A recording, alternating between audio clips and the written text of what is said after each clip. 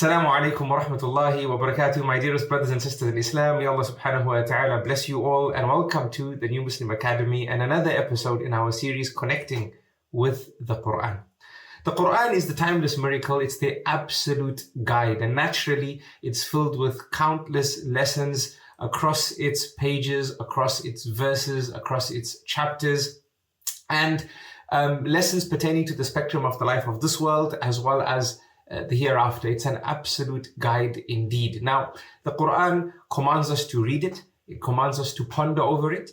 And over years of pondering over the Quran, Islamic scholarship has deduced themes, right? And these themes are many as well beyond the scope of this particular episode.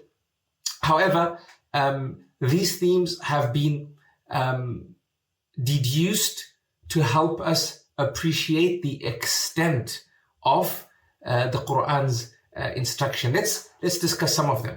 So, like I said, there are many. I'm just going to share with you a few. From the themes found in the Quran are verses related to ahkam. Ahkam is an Arabic term in the plural form, referring to Islamic rulings, Islamic jurisprudence, matters of halal and haram, meaning matters of that which is permissible, that which we can do, and matters that are impermissible, matters that we can't do.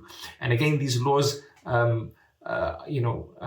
encompass the spectrum of our activities of life, be it worship, be it how we interact with other people at a business level, at the marriage level, at the neighborly level, at the level of being an employer or an employee, and even matters pertaining to civil justice, penal punishments, the judiciary, right?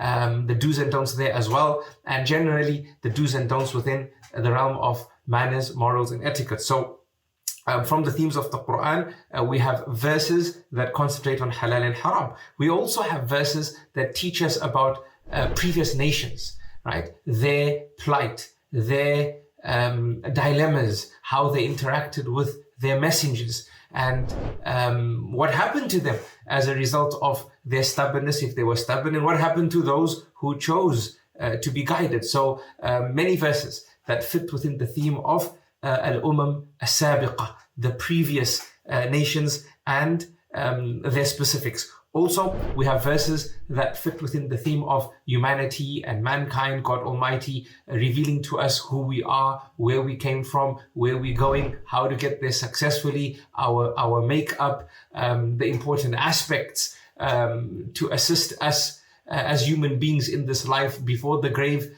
and then during our time in the grave, and also how to be resurrected successfully, and also matters pertaining to how we were before we opened our eyes and lived the reality of this particular world. Also, no doubt, from the themes of the Quran are verses related to iman, belief, and the aspects of being a believer, right? So you believe and you become a believer, and then what are those mandates governing us as believers? We find several verses in the Quran that can be captured and gathered under this theme of al-iman wal-mu'minin, this theme of belief and the believers. Also from the themes of the Quran are verses related to the unseen, right? So the unseen theme, verses pertaining to life of the grave, life on the day of judgment, how paradise will be, how hell will be, what will happen, some of the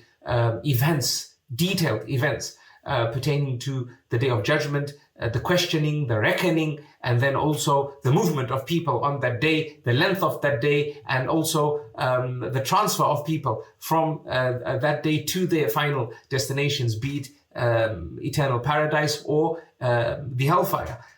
So this is also found in the Quran. Also, brothers and sisters in Islam, we find in the Quran verses pertaining to the theme of the Quran itself, establishing the Quran as the Quran, the language of the Quran, the expectations upon us in terms of interacting with the Quran, that we read the Quran, but we don't just read it. We listen to the Quran. We don't just listen to it. We try and memorize what we can, but that's also not enough, right? We also have to ponder over it. So it's a collective relationship. There's a holistic relationship that all these verses, when grouped together under the theme of the Quran, teach us, right?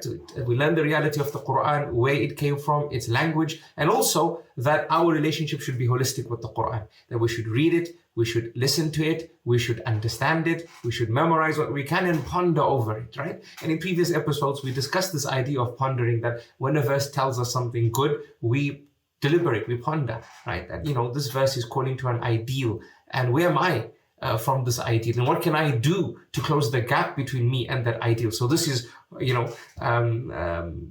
from the themes of the Quran, is the Quran itself. Also, we have, no doubt, verses pertaining to God Almighty, Allah subhanahu wa ta'ala himself. And actually, we should have said this first, right? So countless verses that if we extract them and gather them, we would collate them under this theme of Allah, of God Almighty. Who is He? What's His reality? Right?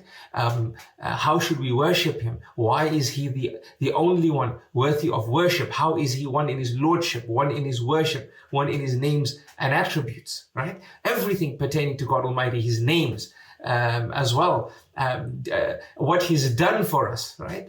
And evidences about His existence, and also verses that push us rationally to experience that indeed God Almighty is a true reality. So these, brothers and sisters in Islam, are some themes from the many themes that the Quran has. This is what we have for this episode, and until next time, I love you all for the sake of Allah. Assalamu alaikum wa rahmatullahi wa barakatuh.